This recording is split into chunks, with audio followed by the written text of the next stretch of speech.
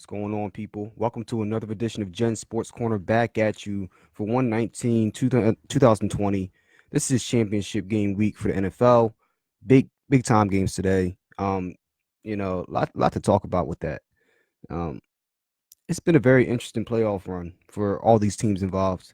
You got the game coming up today with the Chiefs playing at home in Arrowhead against those Cinderella Titans. I wouldn't even call them a Cinderella team. I think they're the real deal. But that's what I'm going to discuss in this episode. And then you have the Packers playing at the Niners. I know Chris obviously is going to be up for this game because that's the squad. So, those two games, I'm going to get into those, get my breakdown, my thoughts, my comments, and all the other good stuff.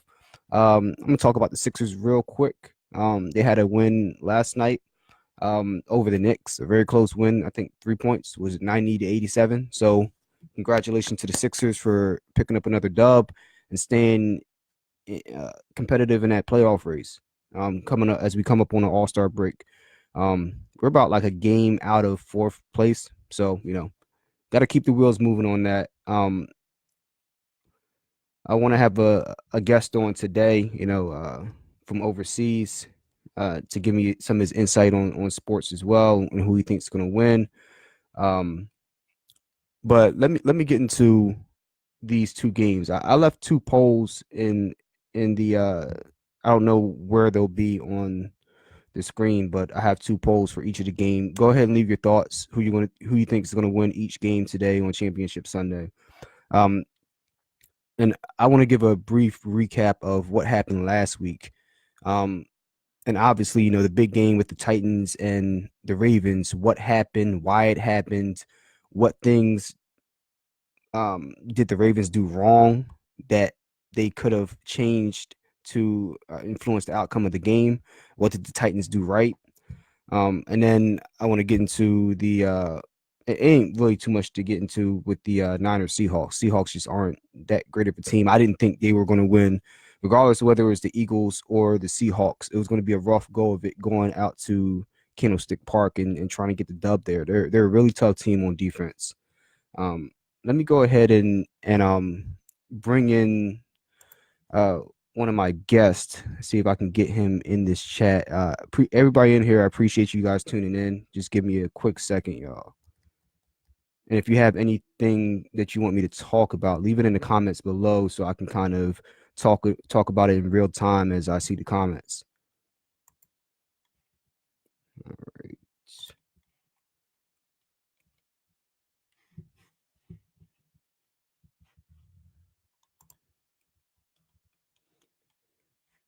Yeah, for some reason. Okay, I see the comments now. All right, cool. What up, Chris? What up, Chris? How's it going, man? What up, Bliss? What up, Johnny? What up, Jules? I know you here to get some of these gems, these pearls of wisdom that I'm going to drop on you guys. So first off, let's go into last week's game between the Ravens and the Titans. Now, first things first.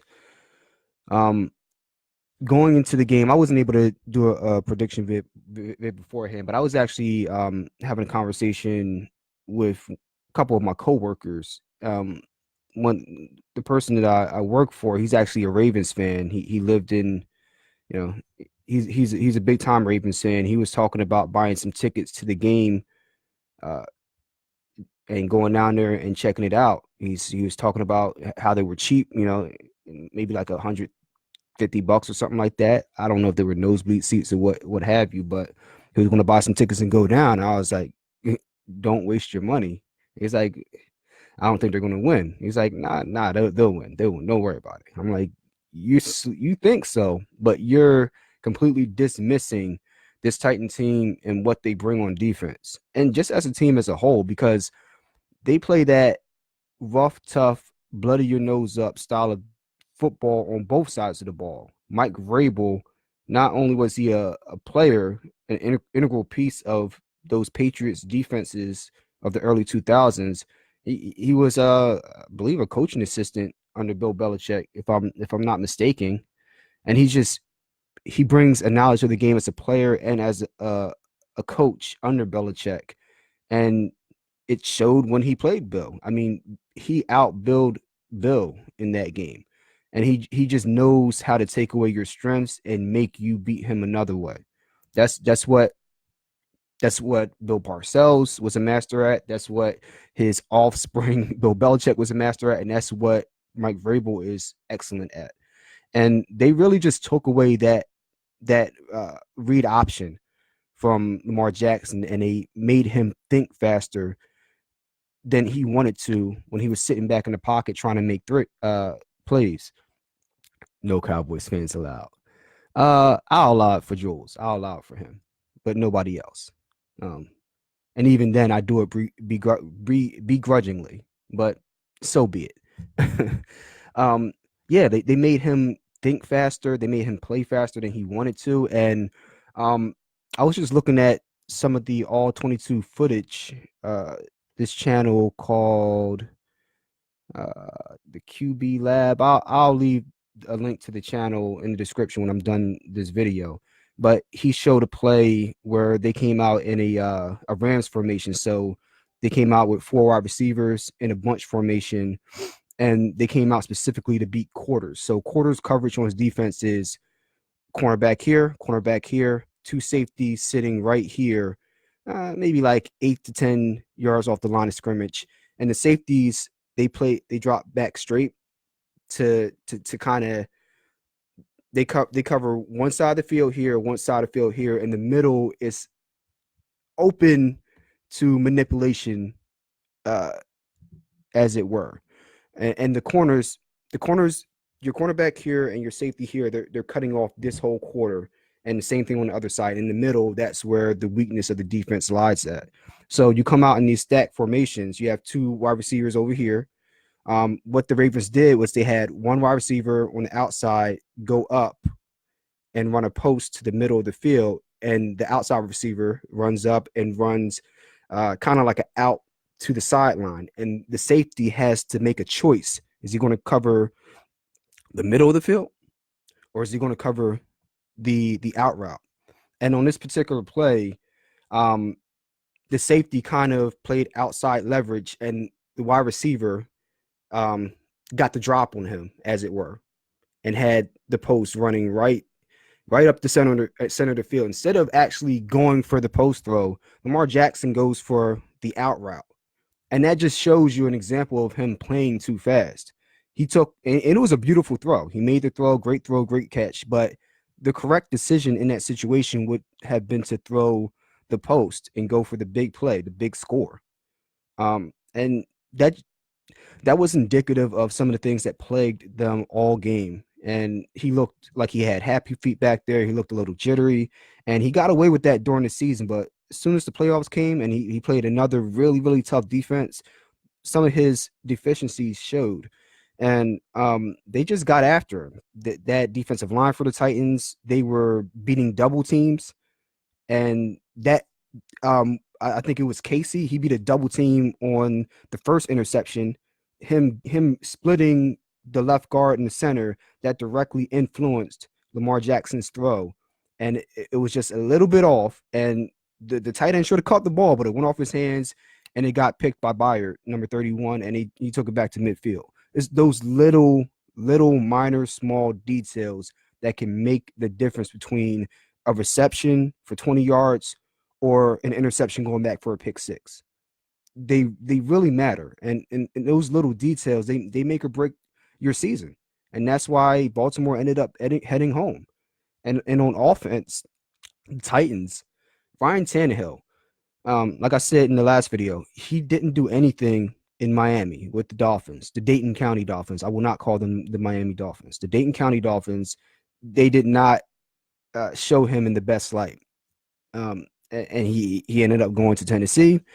Mariota just wasn't getting it done. Ryan got his chance, and he goes out and he does all the little things right. He's very reminiscent of an Alex Smith to me. Nothing exceptional, but he makes the right decisions, and he won't lose the game for you. And hell, if you give him a good running game like King Henry, he can really take you places. And you saw that in the 2 games against the Ravens and the Patriots. Those are 2 really good defenses. and they really controlled the ball and the clock against the Patriots. And then they did the same thing with the Ravens to a bigger extent, and they just ran the ball down their throat. So I saw a lot of things that I liked out of the Titans, and that's going to bring me into my next point. I'm going to segue into the Chiefs game against the Texans. And that game was fucking crazy. Like you go down 24-0 at home in what, the first quarter. It's like impossible. Like you couldn't dig yourself that deep a hole if you were playing Madden with a blindfold on. Like there's no way you should be down by 24 points at home. And then there's no way you should be able to cut that lead down to 0 and then eventually beat that team 51-31. So I have to question what the hell was going on with the Texans to give up a 24-point lead and then lose by 20 points by the end of the fourth quarter. Makes no sense. So a lot of things from that game that I saw, the yeah, I'm gonna talk about it. Better believe it. Best believe I'm gonna talk about it. What's going on, DJ Kingflow? Yeah, a lot of things in that game. First off, in that first quarter, there were so many drop passes by the Chiefs that I almost thought I was watching the Eagles for a second. They were dropping passes left and right, and then you had poor ball handling, you had turnovers. Um, just nothing was going right for them in that first quarter. And one thing that I really liked was the resolve of Pat Mahomes, that whole offensive squad, the defense for the Chiefs on the sideline, and Andy Reid just keeping his composure. And not only did they cut that lead down, when they were marching back to tie that game and go, or actually go ahead in the game, they just look like you know what we bring, you know what we are. It's only a matter of time. And that mentality that permeated every player on that sideline, and they all believed, and they all got it, went out and got it done. They still dropped some passes, but they just looked like once they started rolling, they weren't even worried about losing. They weren't worried about the outcome of the game. They were just worried about going out and doing their jobs individually as a collective. And it turned out really well for them.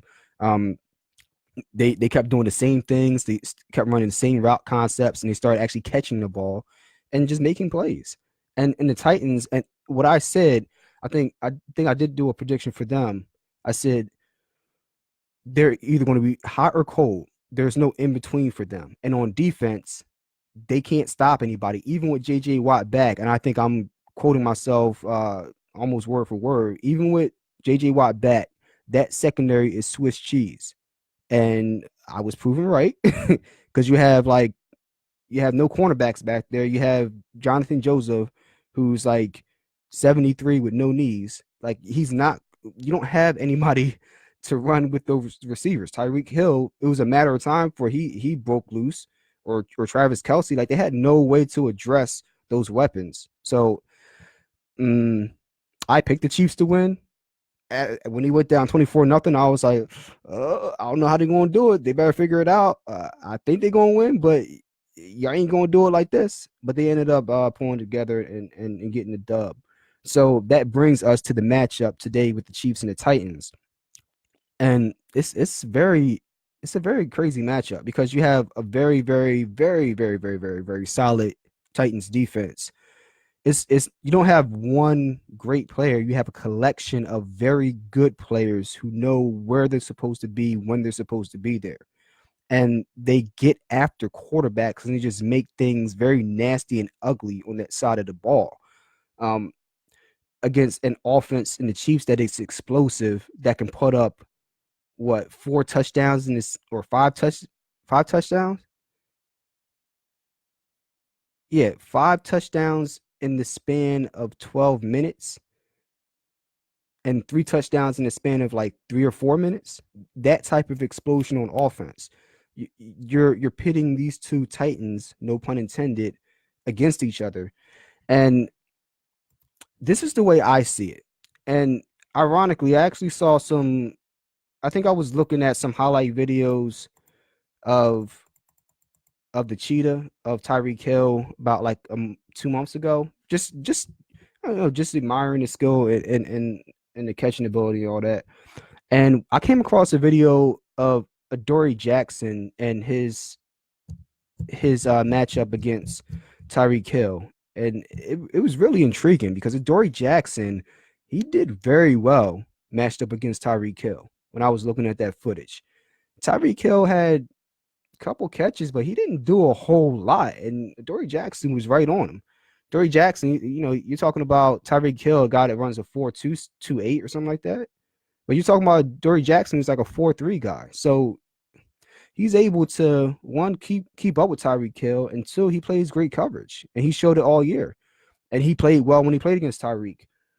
So I think that's the number one matchup that's going to have a big influence on who's going to win this game. They're going to have to find a way to get Kelsey the ball and really move him across the formation and find mismatches. Because outside of that, I think they're going to take away Tyreek Hill to a certain extent. And then what are the Chiefs going to do beyond that? Because they don't particularly run the ball very well, at least to my knowledge. I think Shady McCoy's injured. I didn't see him play last week. I think Damian Williams was the starting running back. If they're not running the ball effectively, which they didn't against the Texans, they're going to have issues against the Titans because the Titans secondary isn't the one you faced in the Texans last week.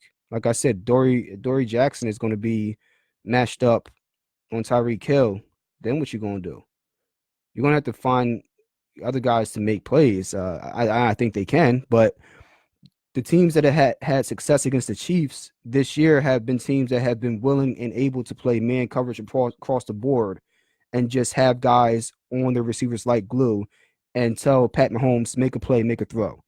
And those were the games where Pat Mahomes took the most sacks. And I think that was actually the game where Pat Mahomes got the dislocated kneecap because he was going against a team that was playing man coverage, taking away his reads, and he ended up getting injured in that game. They're going to have some issues. And then on defense, the Chiefs defense, they're going to play better than people expect them to. Just know that. They're going to play better than people expect them to. Um, their run defense isn't that good, but they'll play a little better. Derrick Henry, I don't think he's going to have 180 yards again like he has the past two games. I think he'll have somewhere in the area of like a buck 10 to like a buck 20, maybe one rushing touchdown. I think this game is going to come down to how uh Joannu, right? Smith, and those tight ends are able to exploit that Chiefs linebacking core in that secondary. I think that's where it's going to come down to. One thing that I've noticed over the years is it's not the matchups that you think are, are the obvious ones that are going to have the biggest impact on the games. Because if we see it, you better believe the coaches are bringing that up on the whiteboard and saying we're taking player A out of the picture. They're not going to beat us. So it's usually those little secondary matchups that end up really deciding a game. Those players that you don't pay a lot of attention to that you need to make a play. All of a sudden, they have a game for 6 catches for 80 yards and 2 touchdowns. That's how those things happen. I think Joannu Smith, he had a big catch last week. I think he's going to play a big role in this game. So I don't necessarily see how the Chiefs are going to stop this Titans offense from scoring at least 24 points, at least 24. But I think the Titans can hold the Chiefs to about 23, 21 to 23 points. I think so. Um, so I'm actually going to pick the Titans to win this game in Arrowhead. I may be right, and may be wrong, but that's part of playing this game, man. You're not always going to be right, but I just see it, man. Like I think the Titans are going to win this game. They remind me of the Atlanta Falcons from 1998, like a real rough and rugged team. They don't do anything special. They don't have a whole bunch of superstars on their team, but they just are an ugly, nasty, and hard to beat team as a collective. And that's and they remind me of the 98 Falcons and the kind of like the 99 Titans to an extent. They don't have Steve McNair, but still, like they're just a really good team. They're a really solid, well put together, well coached team. And you know, we all thought the Vikings with Cunningham and Randy Moss and Chris Carter were going to kill the Falcons. And what did the Falcons do? They just made it an ugly game, man. They made it an ugly game. And yeah, the Vikings should have won, but the Falcons, they made it an ugly, gritty game and they pulled out the win. And that's what I think is likely to happen against the Chiefs. I mean, Chiefs at Arrowhead, they should win, but so should have the Vikings in Minnesota. They were 15-1 that year. I just have that same vibe, and not just because the vibes are the same, but I think the matchups just kind of they tend to make me lean towards that narrative. So I'm going with the Titans in this one. Let me know what you guys think on that game. And then the other game today is the 49ers playing the Packers. And this shout out to Chris DeCaz, Playmakers Radio. Big 49ers fan. I know that's his squad. They've been tough all year, man. That defense is for real. They get after people. Bosa out there just wrecking shop, man. And that defensive line, I think Solomon at D tackle or D end, like they got players over there. They got ballers. Um, I know Aaron Rodgers in the playoffs. He's a different animal, but I don't think Green Bay matches up very well in this game at all against the 49ers. I think the 49ers are going to go in there and they're going to catch a body. That's just my opinion. I think the 49ers are going to catch a body this game. And I just don't know where the Packers are going to put up these points that they're hoping to score in this game. They'll put up some points, but not enough. And on defense, Jimmy Garoppolo, similar to Tannehill, like he's not exceptional, but he's very good and he gets the job done. They have a very good running game and they're very strong on both sides of the ball at the line of scrimmage. And that's the reason why I believe the 49ers and the Titans are going to meet in the Super Bowl, because on the line of scrimmage, the offensive line, defensive line, they're both better than their opponents. And I'm a strong disciple of this notion that that's where it begins and that's where it ends. If you win in the trenches, it's pretty much over. Like if you've ever played chess, if you're able to control the middle of the board, if you're a bastion of defense in the middle of the board, you can dictate what your opponent can and can't do around the board. They have to go around your defense, and you're able to dictate what your opponent is doing. And I think that's what's going to happen with the Packers. They're going to dictate what they do. They're going to be able to be stout at the line of scrimmage and shut down their opponent's run game and just make them be one-dimensional. So that's why I'm picking the 49ers to meet up with the Titans in the Super Bowl. Those are my picks. Let me know what you think. Let me know if you disagree. If you disagree, let me know why. I'll be interested to know. But that's my thoughts. I'm gonna keep this a little bit brief. I was having some difficulties. I'll try to bring on my buddy for the next episode. But I appreciate all you guys tuning in. As always, I appreciate the support. Also, make sure you check out my website in the description below. I just dropped a new single, Vibe With Us. It's now out on Spotify. I will leave a link to that in the description. Make sure you go there, like my YouTube channel, subscribe, and make sure you check out the new song. We're moving forward in 2020 and keep and getting this thing rolling, keeping it moving and keeping it improving. So as always, I appreciate y'all and enjoy your Sunday and enjoy the games. And as always, be well. Peace.